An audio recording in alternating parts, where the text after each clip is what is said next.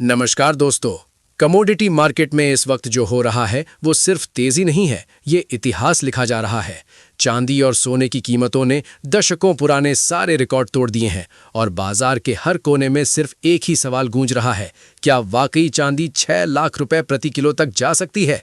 निवेशक हैरान हैं, ट्रेडर्स चौकन्ने हैं और मार्केट एक्सपर्ट्स इसे एक साधारण रैली नहीं बल्कि एक मेगा बुल रन मान रहे हैं। ये तेजी अचानक नहीं आई है, बल्कि इसके पीछे ग्लोबल इकोनॉमी के गहरे बदलाव छिपे हुए हैं। मार्केट के मौजूदा मोमेंटम और टेक्निकल संकेतों को देखें तो तस्वीर बेहद साफ नजर आती है। 2026 तक चांदी के 4 से 6 लाख रुपए प्रति किलो और सोने के 2 से 2.5 लाख रुपए प्रति 10 ग्राम तक पहुंचने की संभावनाओं को अब बाजार गंभीरता से ले रहा है। इंटरनेशनल मार्केट में कोमेक्स पर सोने के लिए 5,500 से $6,500 प्रति आउंस के टारगेट अब हवाई नहीं लगते। ये तेजी सिर्फ भावनाओं से नहीं बल्कि मजबूत आंकड़ों और मजबूर होते सिस्टम से चल रही है। इस पूरे उछाल के पीछे सबसे बड़ा कारण है ग्लोबल फाइनेंशियल सिस्टम का दबाव। अमेरिकी फेड का नर्म रुख, जापान की ओवरहीट होती अर्थव्यवस्था और दुनिया भर में बढ़ता कर्ज निवेशकों को हार्ड एसेट्स की तरफ धकेल रहा है।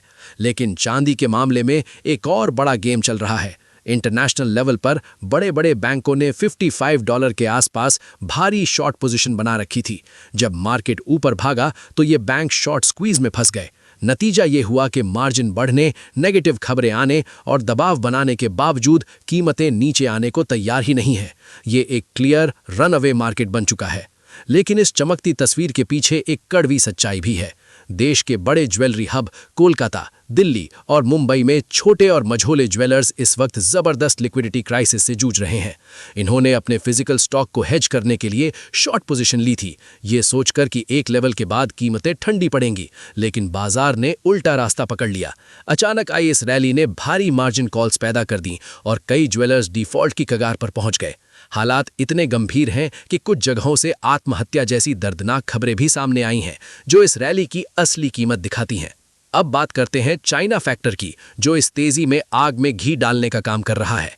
चीन ने अपनी घरेलू जरूरतों को ध्यान में रखते हुए चांदी के निर्यात पर रोक लगा दी है। इसका सीधा असर ग्लोबल सप्लाई पर पड़ा है। आज हालत यह है कि जहां कोमेक्स में चांदी करीब $94 पर है, वहीं चीन के घरेलू बाजार में वही चांदी $110 प्रति आउंस के पार ट्रेड कर रही है। ये $16 का अंतर साफ संकेत है कि ग्लोबल मार्केट में अभी एक बड़ी कैचअप रैली बाकी है, जो कीमतों को और ऊपर ले जा सकती है। अब सवाल यह है कि क्या गिरावट का इंतजार करना सही रणनीति है? टेक्निकल एनालिसिस साफ कहता है कि जब तक इंटरनेशनल मार्केट में चांदी 86 से $87 के नीचे डेली क्लोजिंग नहीं देती, तब तक किसी बड़ी गिरावट की उम्मीद करना गलत होगा। सोने में भी जब तक $4700 का लेवल सुरक्षित है, तब तक बड़ा करेक्शन मुश्किल है।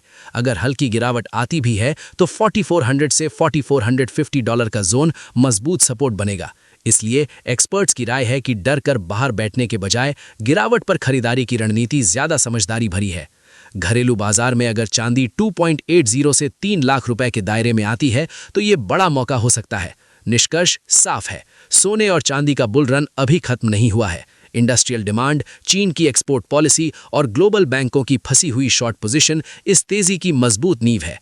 बीच बीच में मुनाफा वसूली से छोटे कनेक्शन आ सकते हैं, लेकिन वो कमजोरी नहीं बल्कि नए मौके लेकर आएंगे। अब सवाल ये नहीं है कि कीमतें बढ़ेंगी या नहीं, असली सवाल ये है कि क्या आप इस ऐतिहासिक तेजी में एक समझदार निवेशक बनेंगे या सिर्फ बढ़ते भाव देखते रह जाएंगे।